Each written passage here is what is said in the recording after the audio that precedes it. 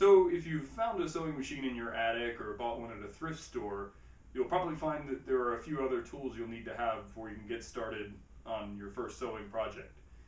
There's a few that are essential, and there's a bunch of other stuff that would be nice to have. So I thought in this video I'd show you the tools I've collected so far.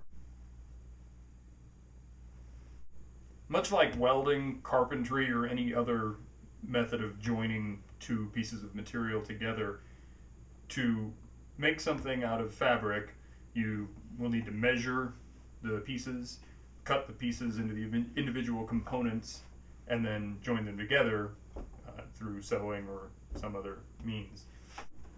For measuring fabric, the tool I use most often is this fabric measuring tape. It's convenient to just throw around my neck and have it with me when I need it. It's not the most accurate tool that you can use, but it's fabric, so there's a fair amount of leeway in your measurements usually. You can also use a standard ruler or a specialized ruler that's made for fabric. When you're laying out your fabric to make whatever you're making, you need to be able to mark it once you've measured your pieces. There are specialized fabric markers that you can use so that you can mark it. If you're marking your fabric in a place that will still be visible once the item is finished, make sure that you can remove the marks, otherwise you'll have marks on your finished product. For cutting your fabric, you have a number of options. Probably the most accurate is to use a rotary cutter on a cutting mat. Especially for cutting straight lines, it gives you a really nice cut. I'm going to use a pattern here that I made just to demonstrate. You have to be really careful with this. There's a special glove you can wear to make sure that you don't cut yourself. This thing is basically a circular razor blade, and it will cut you, so use caution. But you get a nice straight cut from it very easily. I like to use this a lot when I'm doing lots of long straight cuts. My favorite cutting tool of all is my prized pair of Heinisch shears. These date between the late 1880s and early 1900s, no later than 1914. The company was sold in 1914, so if you find a pair of Heinisch, they're at least 1914 or older.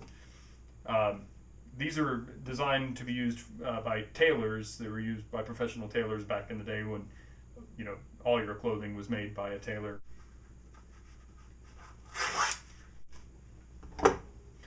I just think they're really neat. Another scissor or shear option is pinking shears. These have a diagonal sawtooth pattern in the blade, or the cutting edges, and they're designed to minimize fraying on your fabric. I don't actually use these really ever, but I have a couple of pairs, and the idea is that the jagged edge won't fray as easily. For the majority of the cutting that I do on my projects, I just use these little fabric scissors. One thing to note, if you're using paper or cardboard to make patterns for what you're going to be sewing, like I've done, you should cut the cardboard or paper with a different pair of scissors. Don't use your fabric scissors. The paper will dull them, and then they won't work as well on your fabric. Another cutting implement that you might find useful is a pair of thread snips. These are useful for snipping the long thread ends when you remove your fabric from the machine, and also just to trim them after you've finished sewing. I have a couple of these. I have this pair that I made a Kydex neck knife type sheath for, so that they're handy whenever I need them. Unfortunately, you will have to become acquainted with the seam ripper. There's going to be many times when, for some reason, the stitch became tangled, or you put the stitch in the wrong place, or for some reason you need to remove a seam, or maybe you want to disassemble an existing garment or other item so you can make a pattern from it. to make a new item. So in that case, you want to use a seam ripper. The seam ripper allows you to pull individual threads to remove part or all of a seam, or if you have access to the inside with the line of stitches, you can remove them that way as well. With a seam ripper, you can remove a line of stitching so that you can re-stitch it without having to cut out a section of fabric and ruin the piece that you're working on. When you have your two pieces that you want to sew together, you want to be able to hold them securely so that when you sew them, they stay in place and your seams are straight and your dimensions come out the way you want them. There's a number of different ways you can do that.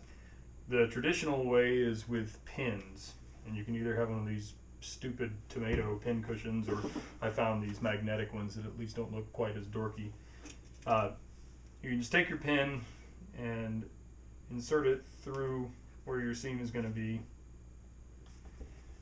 Just keep doing that, and when you sew, just remove the pins before the pin passes under the needle. If the needle hits the pin, it could break the needle or cause other damage. So I don't like to use pins very much. It seems like every time I do, I poke myself at least a couple of times.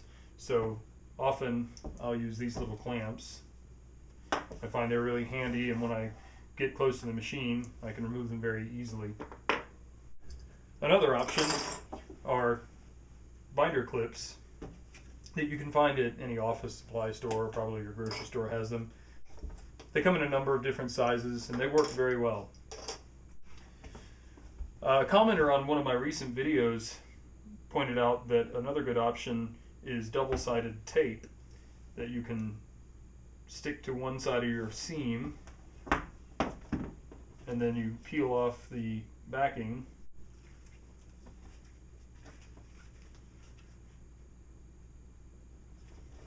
and apply to the other side, and that'll hold it while you sew your seam.